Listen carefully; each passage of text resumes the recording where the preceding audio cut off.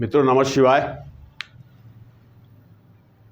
मैं ज्योतिष देवज्ञ पंडित देवेंद्र द्विवेदी, शहडोल मध्य प्रदेश से। मासिक राशिफल।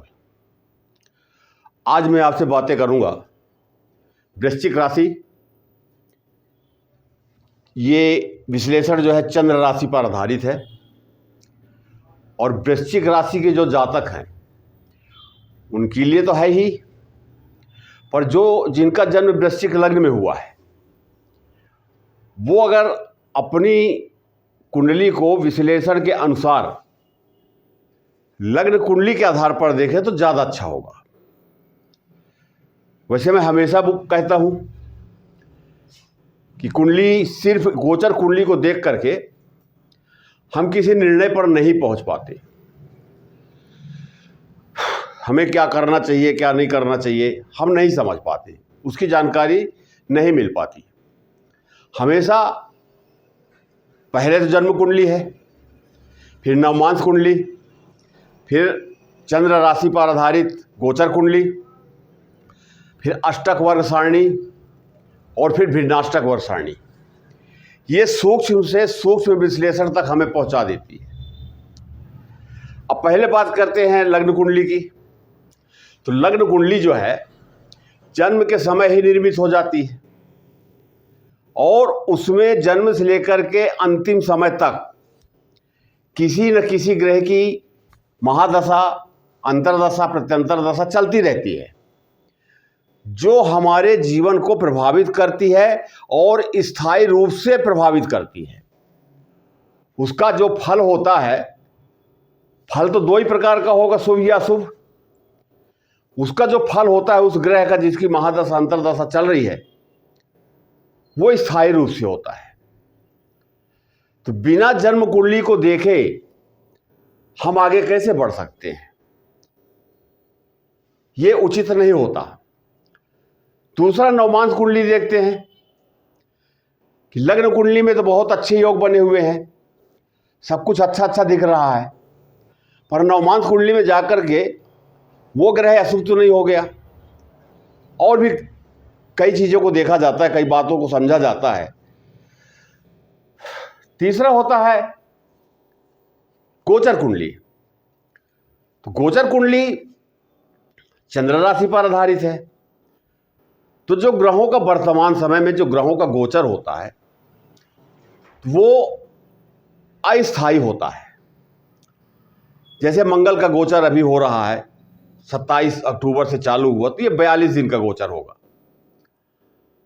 शुक्र का होगा तो ये 24 दिन का गोचर होगा। इसी प्रकार से कुछ ग्रह हैं जो लंबी अवधि तक गोचर करते हैं, जैसे शनि का 30 महीना है, राहु केतु का 18 महीना है, गुरु का लगभग 13 महीना है। तो ये चार ग्रह जो है लंबे समय तक एक राशि पर गोचर करते हैं।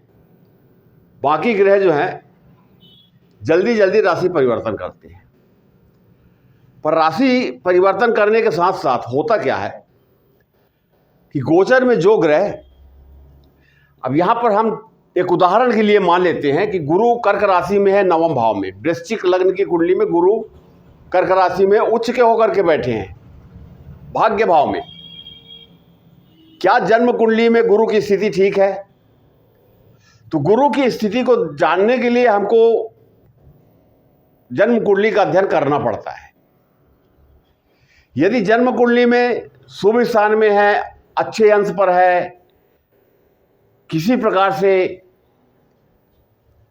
अशुभ प्रभाव से पीड़ित नहीं है, तो ये गुरु यहां पर भी अच्छे परिणाम देंगे और वहां पर भी अच्छे परिणाम देंगे।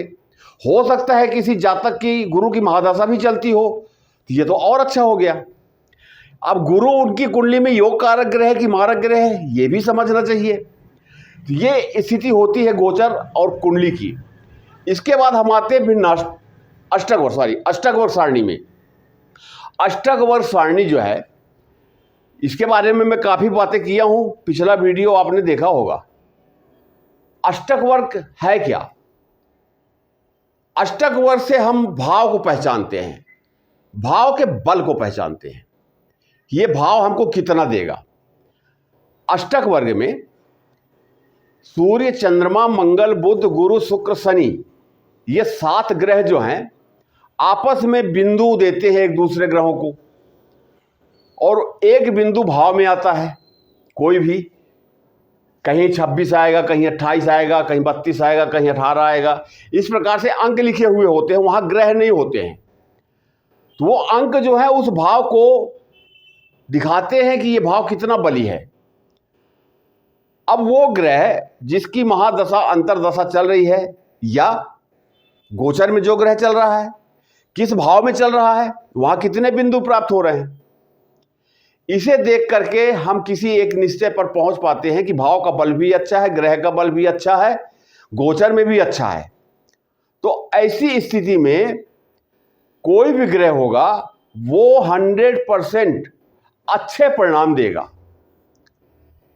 ये अष्टक वर्ग इसलिए बता रहा हूं कि बहुत से लोगों का ये प्रश्न रहता है, आप सब लोगों के मन में एक जिज्ञासा तो रहती है कि ज्योतिष को हम जाने, ज्योतिषी जी क्या बोल रहे हैं, ये सबके मन में एक जिज्ञासा रहती है।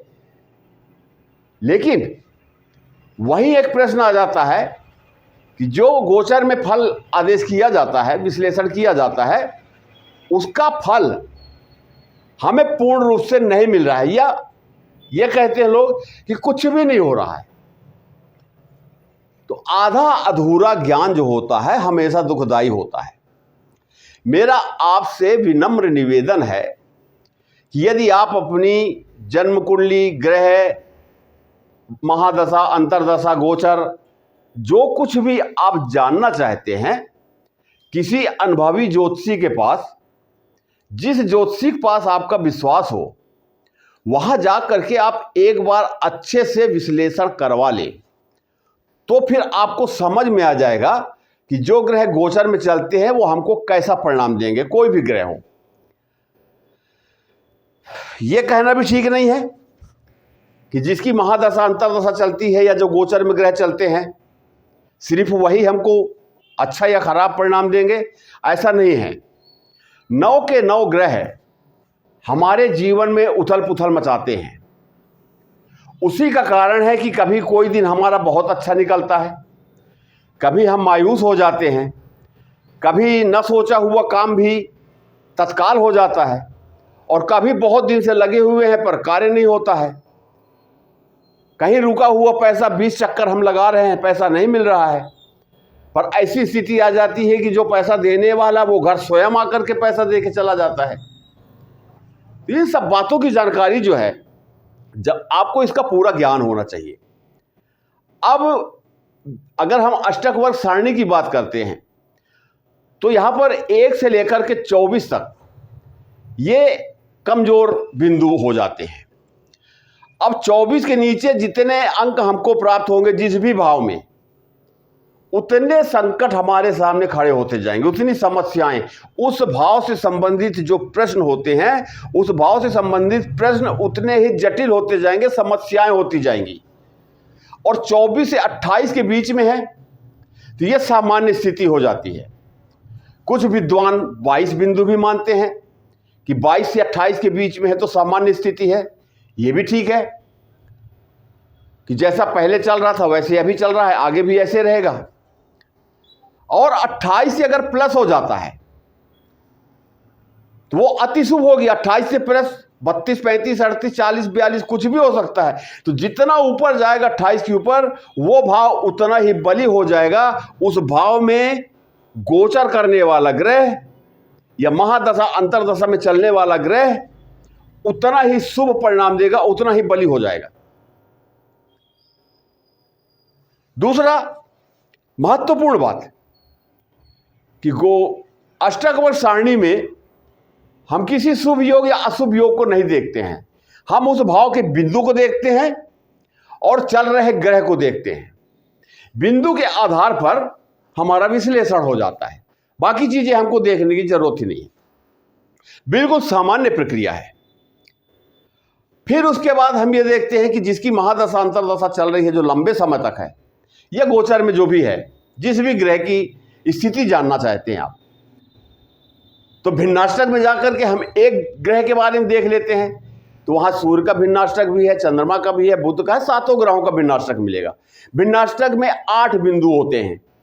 अब भिन्नाष्टक में 4 बिंदु यदि है तो सामान्य स्थिति है, 4 से कम है तो ये समस्याएं उत्पन्न करने वाली स्थिति है, और 4 से 5-6 हो जाती है तो ये अच्छी स्थिति मान जाती है। तो मित्रों, विश्लेषण इस प्रकार से किया जाता है। ये थोड़ी सी जानकारी मैं आपको इसीलिए दिया हूं कि आप सजग रहें, और पूर्ण जानकारी किसी के पास भी जाएं आप तो आपको पूर्ण जानकारी जब तक प्राप्त नहीं होगी तब तक आप भटकते रहेंगे यहाँ से वहाँ। अपने मेहनत परिश्रम का जो धन है वो कहीं किसी को 500, किसी को 1000, किसी को 2000, 5000 रुपये आप देते रहेंगे। जो पूजा करानी है वो पूजा न करा के कुछ और पूजा करा रहे हैं, उससे लाभ नहीं होने वाला है। आपका विश्वास टूटेगा, मन टूटेगा, ज्योतिष के ऊपर से विश्वास हटेगा, अध्यात्म धर्म के ऊपर से विश्वास हटेगा। आप यही कहेंगे कहीं कुछ नहीं होता है, क्योंकि आपने सही रास्ता चला ही नहीं। ज्योतिष तो एक दिशा है, हमें मार्गदर्शन देती है। ज्योतिषी भी वही करता है, उसको पढ़ करके आपको एक दिशा बता देता है, मार्गदर्शन दे देता है। पर अनुभवी ज्योतिषी संपर्क करें तभी ये चीज़ें संभव हो सकती हैं। चलिए अब आते हैं वृश्चिक राशि। ये चंद्र राशि पर आधारित है और इसे वृश्चिक लग्न पर भी देख सकते हैं, दोनों के लिए है। जिनके नाम से वृश्चिक राशि आती है वो लोग भी देख सकते हैं, सभी के लिए है।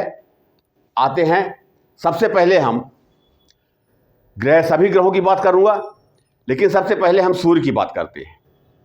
प्रथम ग्रह जो है हमारा सूर्य है। सूर्य वर्तमान में अभी जो स्थिति है 16 नवंबर तक सूर्य वृश्चिक लग्न की कुंडली में द्वादश भाव में है, 12वें भाव में है, तुला राशि में है।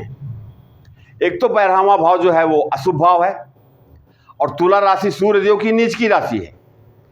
एक साल में एक बार सूर्य नीच के हो जाते हैं। तो अभी 16 नवंबर तक सूर्यदेव जो है यहाँ पर नीच के होकर के बैठे हैं। तो सूर्य का जो परिणाम वृश्चिक राशि के जातकों को प्राप्त होना चाहिए, क्योंकि सूर्य जो है 10वें भाव के स्वामी हैं। तो यहाँ पर थोड़ी सी समस्या होगी, काम होगा भी अगर तो बहुत विलंब होगा, लेकिन ये 16 तारीख तक है। 16 तारीख के बाद सूर्यदेव निकल करके वृश्चिक राशि में आ जाएंगे, वृश्चिक लग्न में आ जाएंगे। यहाँ पर मंगल का प्रवेश हो चुका है, बुध का प्रवेश चल रहा है अभी। अब यहाँ पर जब आ जाएंगे तो मंगल और सूर्य दोनों ये अग्नि तत्व राशि है, ये बोले अग्नि तत्व ग्रह है। तो ऐसी स्थिति में दो ज्वलंत ग्रह लग्न में बैठ गए, तो यहां पर विचार बहुत तेजी से आएंगे, क्रोध भी हो सकता है आ जाए थोड़ा बहुत। अपने आप को कंट्रोल करें। अब मुख्य जो विषय है मेरा, जो वृश्चिक राशि के जातकों के लिए ये महीना जो है बड़ा ही महत्वपूर्ण बनाने जा रहा है कि दो ग्रह जो हैं 2 शुभ योग बना रहे हैं। एक तो मंगल अपनी ही वृश्चिक राशि में लग्न में 27 अक्टूबर 2025 से गोचर कर रहे हैं। 7 दिसंबर तक इनका गोचर होगा। कहने का तात्पर्य पूरे नवंबर के महीने में पूरा गोचर होगा इनका। और यहीं पर जब मंगल, बुध, गुरु, शुक्र, शनि ये 5 ग्रह जो हैं केंद्र के भाव में अपनी राशि या अपनी उच्च की राशि में गोचर करते हैं, तो एक पंच महापुरुष योगों में से एक योग बन जाता है। तो यहां पर एक योग बन गया रोचक योग। तो रोचक योग जो बन गया ये बड़ा ही शुभ योग बन गया, सब कुछ देने वाला योग बन गया।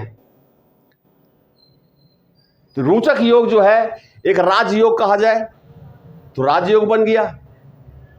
स्वास्थ्य खराब रहा होगा तो अच्छा होगा, विचार अच्छे होंगे, सूर्य साथ में है, पावर भी आएगी, सोचे विचारे हुए कार्य भी पूर्ण होंगे।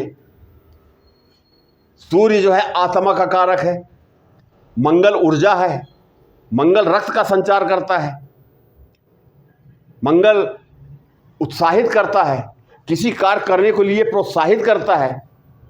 मंगल का स्वभाव तो अपने आप में सभी ग्रहों के सेनापति हैं मंगल। तो यहां पर तो बहुत अच्छा योग बन गया। तो ये रोचक योग 42 दिन के लिए बना है, लेकिन ये उत्तम फल देगा, क्योंकि हर ग्रहों की अपनी एक दृष्टि भी होती है। अपने ग्रह तो होते हैं कि मंगल के जैसे 2 ग्रह हैं, एक वृश्चिक राशि, एक मेष राशि, ये 2 ग्रह हैं। तो मंगल वृश्चिक राशि में बैठ करके रोचक योग तो बना रहे हैं, यहाँ तो अच्छा परिणाम देंगे, इसमें कोई संदेह नहीं है, अच्छा परिणाम देंगे। अब जिनकी कुंडली वृश्चिक लग्न की है और वृश्चिक लग्न में ही मंगल देव बैठे हैं लग्न कुंडली में, और गोचर में भी गोचर कर रहे हैं मंगल देव, उनके लिए तो सोने में सुहागा, अति उत्तम, बहुत अच्छे परिणाम मिलेंगे। अब यहाँ पर मंगल की जो चौथी दृष्टि है ये चौथे भाव में पड़ रही है। चौथे भाव में राहु का गोचर चल रहा है 18 मई 2025 से।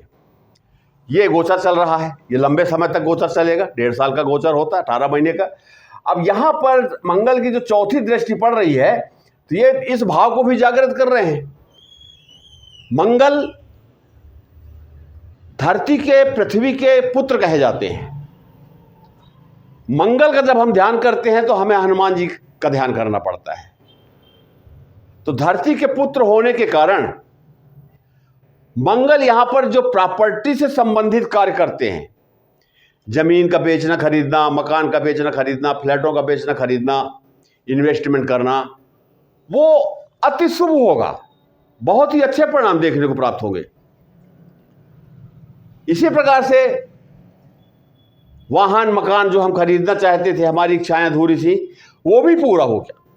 ये 42 दिन बड़े ही महत्वपूर्ण हैं। अब यहां पर मंगल की दूसरी राशि मेष राशि, ये छठा भाव है। छठा भाव जो होता है ये रोग शत्रु कर्जा का, नौकरी का होता है। अब हम ये कैसे समझें?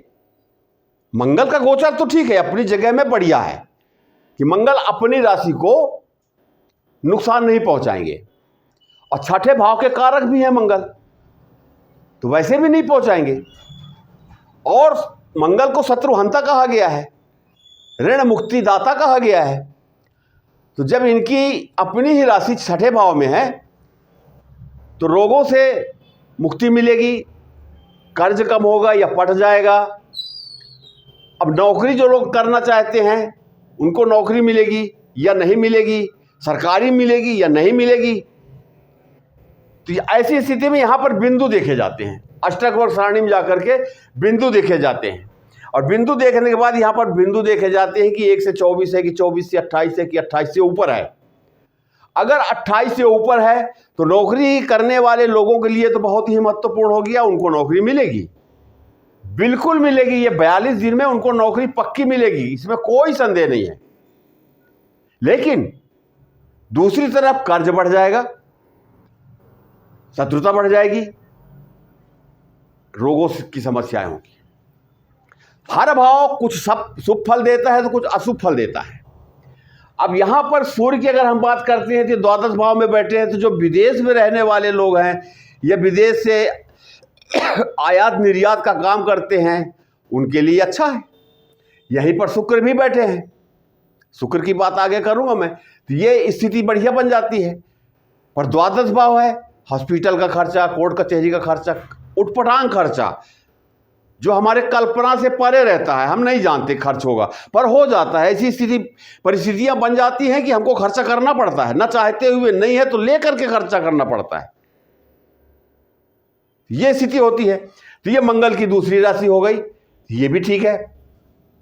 बुध की बात करते हैं तो बुध यहां पर लग्न में है, अभी बुध चलेंगे गोचर में। अब मंगल ये जो है राशि हो गई। अब मंगल की जो 7वीं दृष्टि है ये सप्तम भाव में पड़ रही है।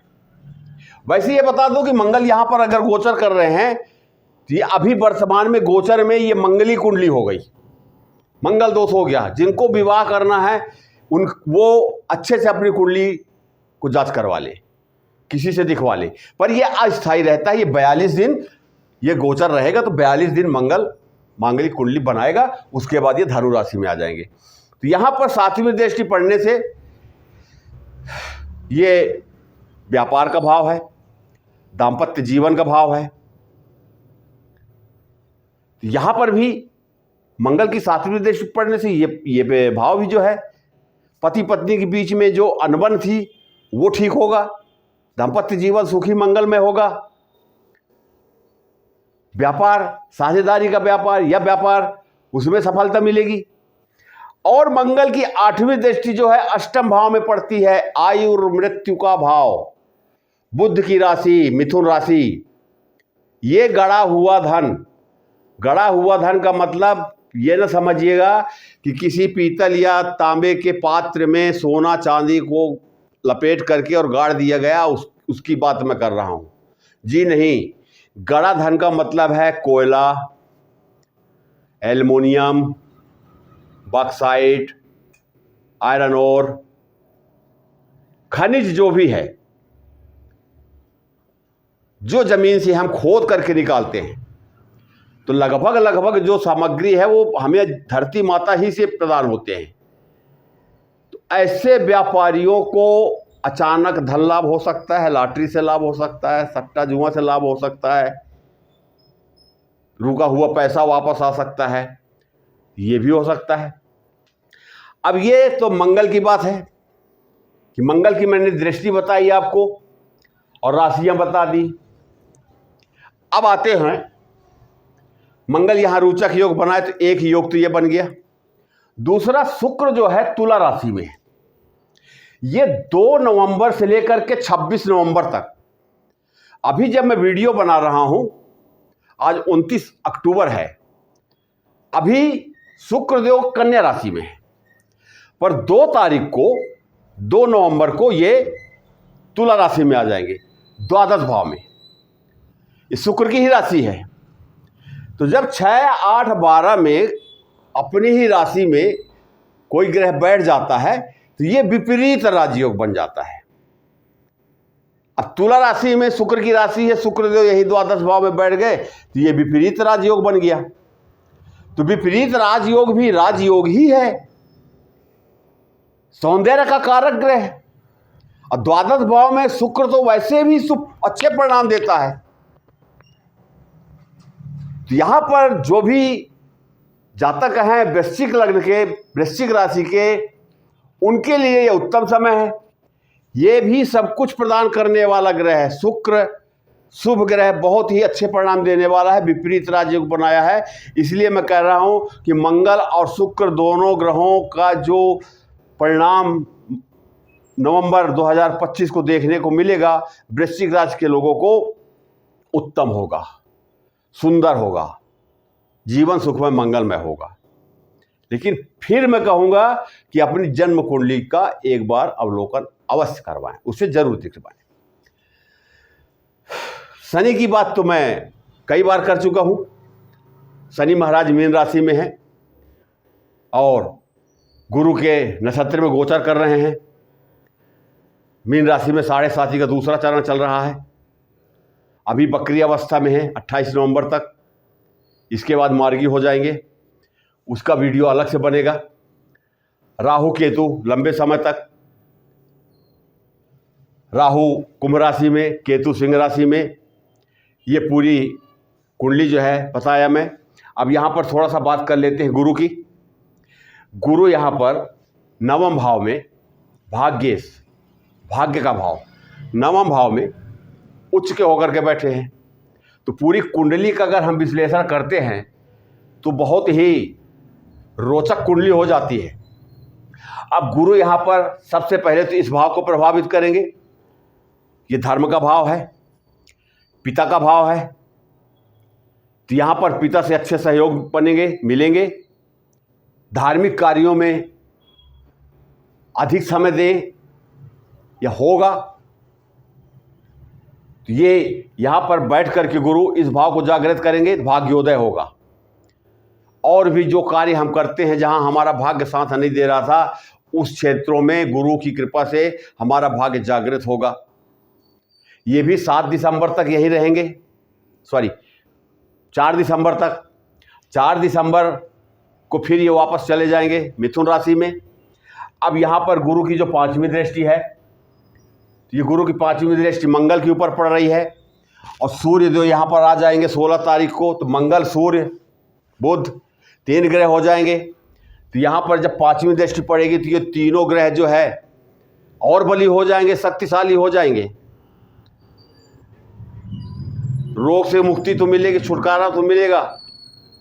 जैसे राशि सूर्य का राशि परिवर्तन होगा तो गुरु की जो दृष्टि पड़ेगी, पंचम दृष्टि, अमृत दृष्टि, जो गंगा जल की तरह पवित्र है, तो मंगल और सूर्य मिल करके वृश्चिक राशि के जातकों को बहुत कुछ देंगे।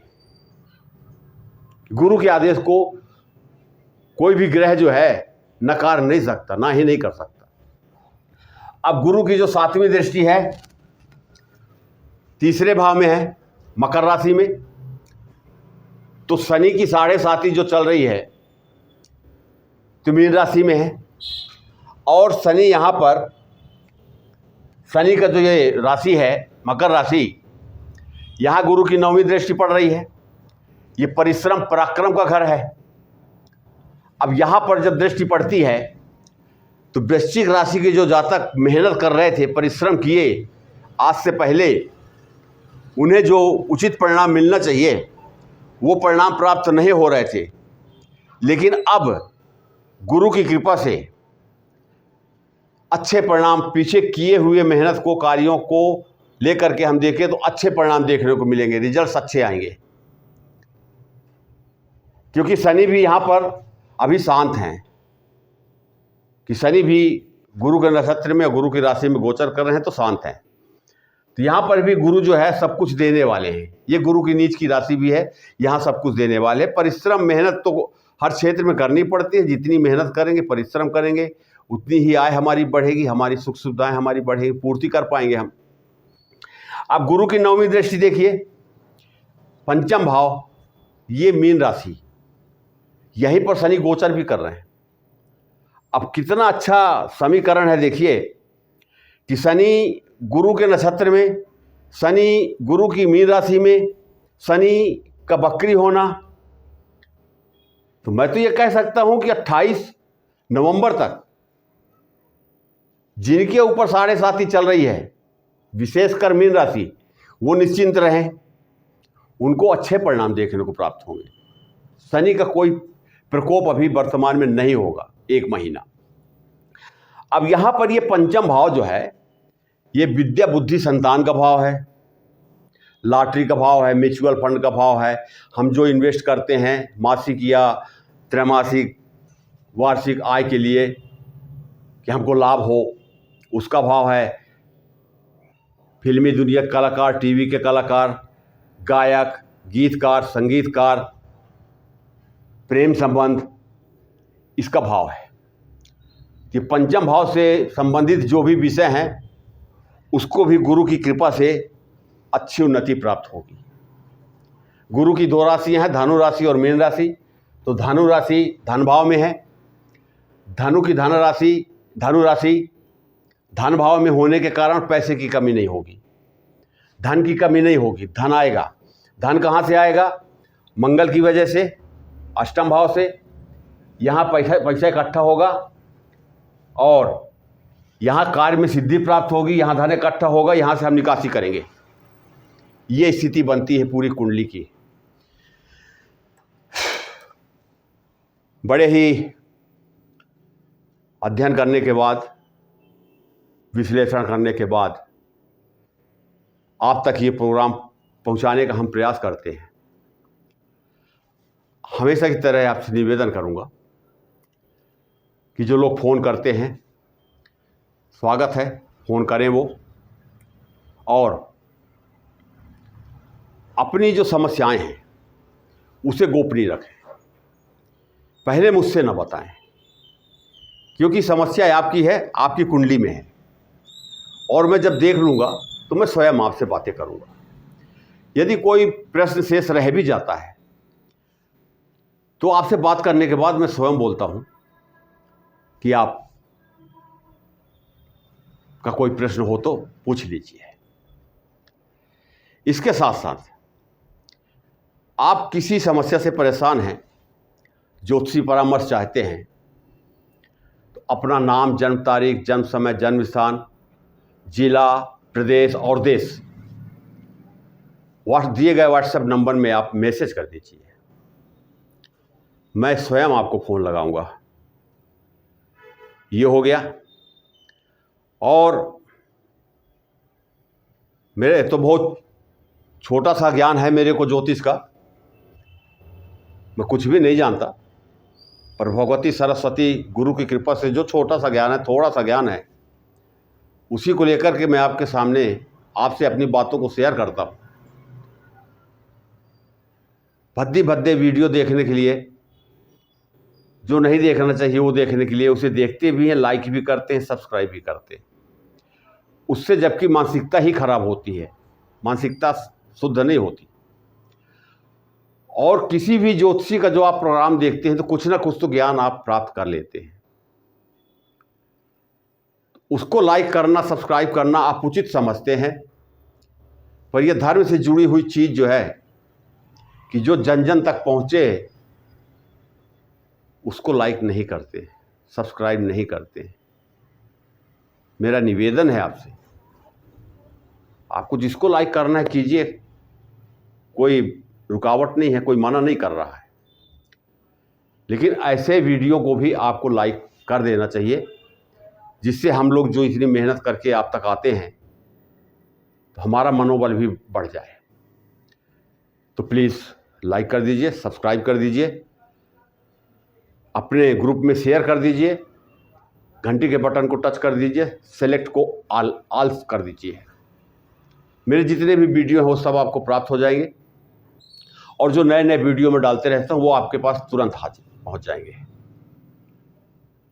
अगर ये वीडियो आपको अच्छा लगा हो तो फिर से कहूँगा, प्लीज़ लाइक कर दीजिए।